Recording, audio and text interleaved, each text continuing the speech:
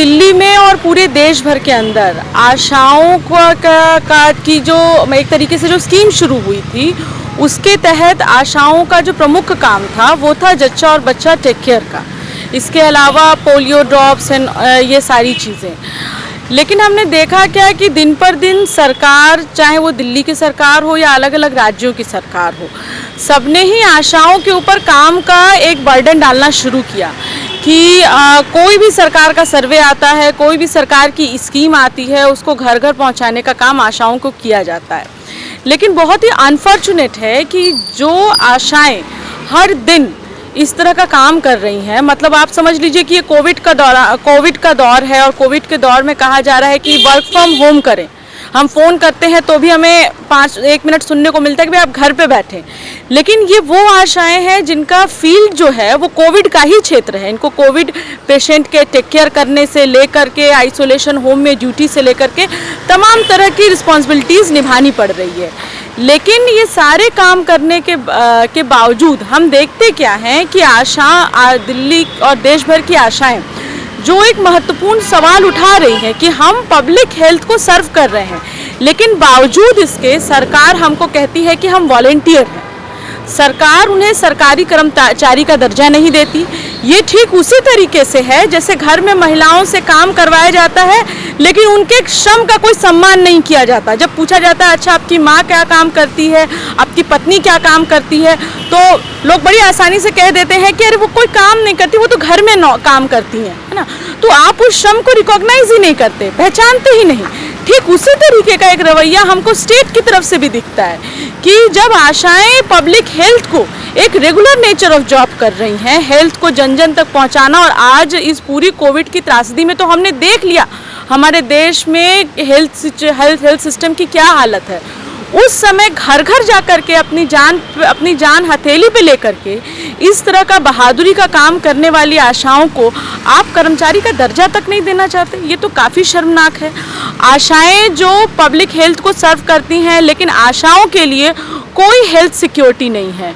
किसी भी दिल्ली के आम मजदूर, अगर उसके पास मजदूर होने का पहचान है तो वो ईएसआई अस्पताल में जाकर के अपना इलाज करवा सकता है, लेकिन आशाएं नहीं जा सकती। उनके या उनके परिवार के लिए कोई कहा जाना चाहिए कि कोई जो बेसिक हेल्थ फैसिलिटीज़ होनी चाहिए वो उनको सरकार की तरफ से नहीं मिलती। न ही हम देखते हैं कि उनका कोई रिकॉग्नाइज्ड वेतन है। आशाओं का इंसेंटिव बेस है। दिल्ली जैसे शहर में मात्र 3,000 रुपये इंसेंटिव पे आशाएं काम करती हैं। अब मुझे कोई भी बता दे या 1 मिनट सोच के बता ले कि अगर उसको 3,000 रुपये में अपने परिवार का गुजारा करना होगा तो वो कैसे करेगा। और ये 3,000 रुपये भी पॉइंट बेस सिस्टम है, यानी अगर ये पॉइंट किसी कारण पूरे नहीं होते हैं तो वो भी पैसे काट लिए जाते हैं। तो ये तो बहुत शर्मनाक है। देश की राजधानी में अगर मात्र 3,000 रुपये में आप पब्लिक हेल्थ की बात कर रहे हैं तो ये तो सरकार का चेहरा भी दिखाता है कि पब्लिक हेल्थ को लेकर के वो कितने कंसर्न है।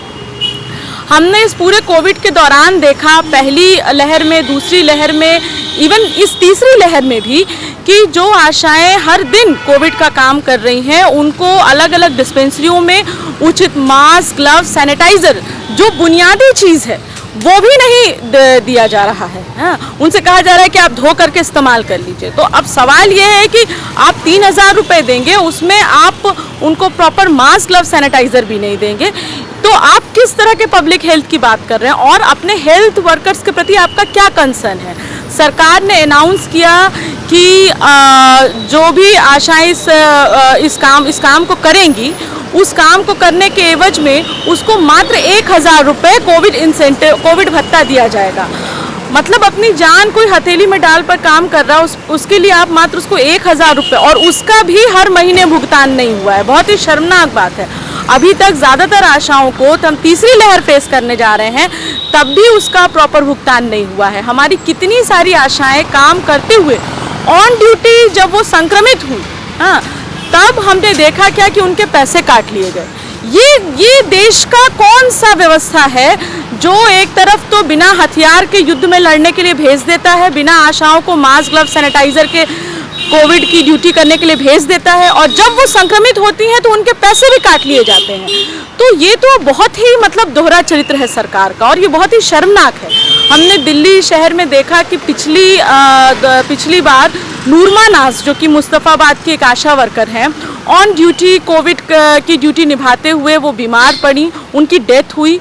उनको ना उनके डिस्पेंसरी से लेकर के सरकार की तरफ से कोई मदद नहीं मिली।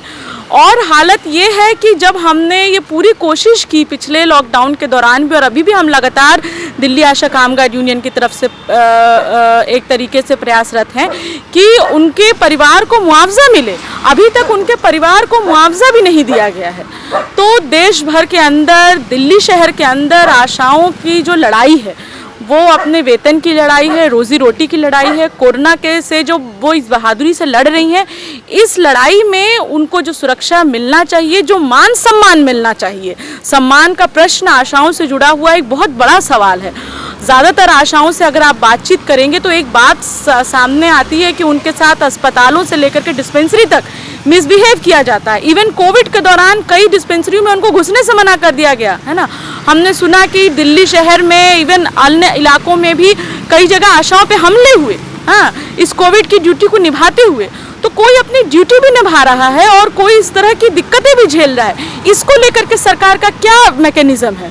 अगर कोई सेक्सुअल वायलेंस की घटना आशाओं के साथ हो जाती है, उसको लेकर के सरकार का क्या मैकेनिज्म है? सच्चाई ये है कि कोई मैकेनिज्म नहीं है। हालत आशाओं को उनकी हालत पे छोड़ दिया गया है, और अगर वो विरोध करती हैं, अपनी आवाज़ उठाती हैं, प्रदर्शन करती हैं, तो साफ साफ उनके ऊपर एक धमकी लाद दी जाती है कि तुम वॉलंटियर हो, तुमको तो कभी भी काम पे निकाल देंगे। काम अपनी पूरी ज़िंदगी इस काम में देने के बावजूद भी उनके लिए कोई पेंशन की व्यवस्था नहीं है। आप अगर आशाओं से बात करेंगे तो आपको पता चलेगा कि ज़्यादातर ऐसी महिलाएं हैं जिनके हस्बैंड ने या तो उनको छोड़ दिया है, या तो वो अकेले अपने परिवार का बोझ उठा रही हैं। तो सवाल ये है कि जो अकेले अपने परिवार का भी बोझ उठा रहा है और देश के स्वास्थ्य व्यवस्था का भी, लोगों जन जन तक स्वास्थ्य, हेल्थ फैसिलिटीज़ को पहुंचाने की जिम्मेदारी उठा रहा है, उसके प्रति सरकार की कोई रिस्पॉन्सिबिलिटी होगी कि नहीं होगी? दिल्ली के अंदर, अगर मैं दिल्ली शहर की बात करूं या पूरे देश भर की आप बात उठा के देख लीजिए, जैसे डॉक्टर्स को लेकर के डॉक्टर्स ने एक सर्वे किया और बताया कि इतनी आशाएं, इतने डॉक्टर्स मरे, हाँ, लेकिन दिल्ली को लेकर के या पूरे देश भर को लेकर के अभी तक सरकारों की तरफ से, चाहे वो राज्य सरकार हो चाहे वो केंद्र सरकार हो, हाँ, कितने आशा वर्कर्स की मौतें हुई हैं, कितनी आशा वर्कर बीमार हुई है, इसका हमको कोई भी डेटा दिखता नहीं है। पिछले कोविड महामारी के दौरान हमने ये जिम्मेदारी उठाई कि जब सरकार इस चीज़ से पीछे हट रही है, तब हम दिल्ली आशा कामगार यूनियन की तरफ से खुद इस काम को करेंगे। और हम लोगों ने दिल्ली की विभिन्न डिस्पेंसरियों में एक सर्वे किया, जिसमें हमने पूछा कि आपको कितने मास्क, सैनिटाइज़र मिले, आप बीमार पड़े, क्या लक्षण हुए।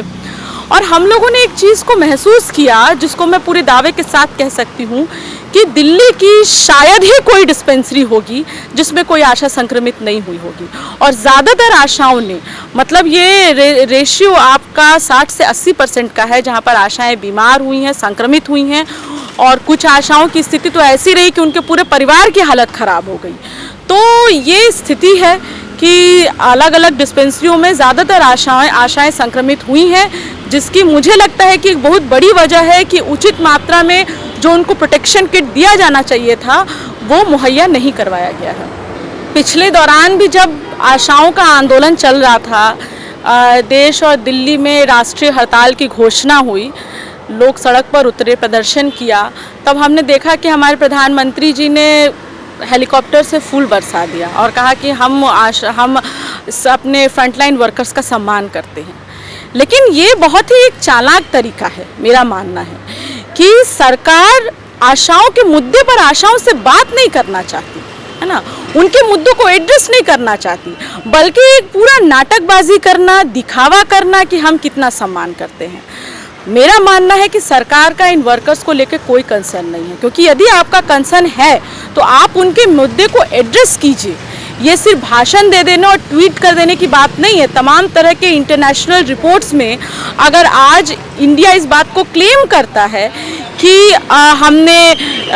हमारी वजह से अब देश के अंदर जच्चा बच्चा की मौतें कम हो गई हैं, पोलियो की घटनाएं अब कम होती हैं, तो सवाल ये है कि कौन वो लोग थे जिन्होंने घर घर जाकर के महिलाओं को समझाया और अस्पतालों तक ले गए। कौन वो लोग हैं जो बच्चे के पैदा होने से लेकर के उसके 5 साल की उम्र तक उसका टोटल टीकाकरण हो, इसकी जिम्मेदारी निभाते हैं? कौन वो लोग हैं जो पोलियो ड्रॉप पिलाते हैं जाकर के घूम घूम करके? ये तो ये आशा कर्मी है। तो आप सिर्फ ट्वीट मत कीजिए, आप सिर्फ भाषणबाजी मत कीजिए, सिर्फ फूल मत बरसाइए। उनके जो जेन्युइन सवाल है उनको एड्रेस कीजिए, उनको कर्मचारी का दर्जा दीजिए। उनके काम का असली सम्मान मुझे लगता है यही हो सकता है। देखिए, सबसे पहली और प्रमुख मांग है कि आशाओं को वॉलेंटियर मानना सरकार बंद करे। आशाओं को सरकारी कर्मचारी का दर्जा दिया जाए, क्योंकि आशाएं डायरेक्ट हेल्थ स्कीम के तहत काम करती हैं। सरकार का कोई भी स्कीम हो वही ये जिम्मेदारी लेती हैं कि घर घर तक पहुंचाएं। आशाओं को एक सम्मानजनक वेतन दिया जाए। हमारी मांग है कि आशाओं को कम से कम 26,000 रुपये मासिक वेतन दिया जाए। उनका जो पॉइंट सिस्टम है जिसके आधार पर उनके पैसे काटे जाते हैं, ये पॉइंट सिस्टम तो देश में और किसी चीज़ के लिए, आप और किसी भी तरह के काम के लिए लागू नहीं करते हैं। आप आशाओं के ऊपर क्यों लागू कर रहे हैं? आप इसको ख़त्म करें। आशाओं से जो ये कहा जाता है कि आप सेवा के नाम पर, भाई सेवा के नाम पे जो चुनाव लड़ते हैं आप उनको तो 2.5 लाख रुपए दे रहे हैं सैलरी, लेकिन जो लोग अपना काम कर रहे हैं आप उनके पैसे काट रहे हैं। तो ये पॉइंट सिस्टम ख़त्म हो।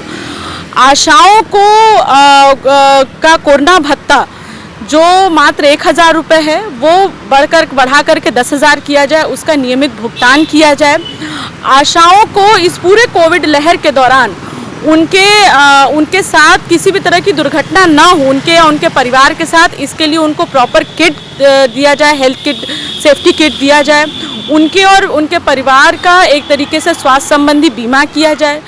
अपना पूरा जीवन पब्लिक हेल्थ को देने के बावजूद भी अंततः उनके हाथ में कुछ नहीं बचता, ये नहीं चल सकता। सरकार को उनके लिए पेंशन की व्यवस्था की जानी चाहिए और हमारे देश के श्रम कानून के तहत देश के किसी भी आम मजदूर का जो अधिकार है वो अधिकार उनको मिलना चाहिए। ये हमारी प्रमुख मांगे हैं। और इसके साथ साथ आशाओं का कार्यस्थल, चूँकि हमारा ये समाज ही है, ये फील्ड ही है, उसमें उनके साथ जो लैंगिक शोषण की घटनाएं होती हैं या फिर जो भी बदतमीज़ी होती है अस्पतालों से लेकर के डिस्पेंसरियों तक, उसमें रोक लगाई जाए। सरकार इसको लेकर के बाकायदे एक सर्कुलर जारी करे कि अगर आशाओं के साथ कोई भी, चाहे वो डॉक्टर हो, चाहे वो नर्स हो, चाहे वो एएनएम हो, चाहे वो कोई भी आम हो, अगर वो करेगा तो उसके ऊपर दंडात्मक कार्रवाई होगी। ये सरकार की, मुझे लगता है कि ये हमारी प्रमुख मांगे हैं जिसको लेकर के हम लोग संघर्ष कर रहे हैं और इन सारी मांगों को ही मैं आपके सामने रखना चाहूँगी। देखिए, देश के अलग अलग राज्यों में आशाएं इस लड़ाई को बहुत लंबे समय से लड़ रही हैं और अभी भी ये लड़ाई जारी है। कई राज्यों में जहाँ पर आशाओं के इंसेंटिव बढ़े हैं वहाँ पर एक लंबे संघर्ष के बाद बढ़े हैं। दिल्ली शहर के अंदर भी अगर पहले इंसेंटिव कुछ साल पहले, 3-4 साल पहले 1500 हुआ करता था, एक लंबी लड़ाई के बाद हमारी जो मांग थी सरकार ने एक तरीके से उसको 1500 रुपये और बढ़ाया, लेकिन हम ये मानते हैं कि ये कुछ भी नहीं है। और देश के अलग अलग राज्यों में आपने देखा कि यूपी में भी आशाएं गईं, पूनम पांडे के ऊपर बहुत बुरी तरह से उनको पीटा गया है ना, यूपी में आशाओं को पीटा गया। हमने देखा कि बिहार के अंदर कई आशाओं की डेथ हुई। तो अलग अलग राज्यों में देखिए लोग संघर्ष कर रहे हैं और बहुत लंबे समय से संघर्ष कर रहे हैं और जहाँ भी कुछ चीज़ें हासिल हुई हैं वहाँ पर इन्हीं मुद्दों पर, और मुझे लगता है कि ये आशाओं के आंदोलन की एक बहुत बड़ी जीत है कि अब से पहले, आज से शायद मुझे लगता है कि कोविड की लहर के बाद ये बात ज़्यादा उठने लगी है। इससे पहले कोई आशा कर्मियों के बारे में बातचीत नहीं करता था, लोग जानते भी नहीं थे कि आशा कर्मियों को कितना वेतन मिलता है, वो क्या काम करती हैं। तो मुझे लगता है कि ये उनके आंदोलन के दम पर ही हुआ है कि सरकार ने भले ही लगातार उनकी मांगों को दबाने की कोशिश की है, उनकी पहचान को दबाने की कोशिश की है, लेकिन देश और दिल्ली भर के आशाओं के आंदोलन ने अपनी पहचान बनाई है कि आज आशाओं के मुद्दे के ऊपर चर्चा हो रही है, बातचीत हो रही है। और ये संघर्ष चलेगा, तब तक चलेगा जब तक हमको जीत नहीं मिलती, बेशक।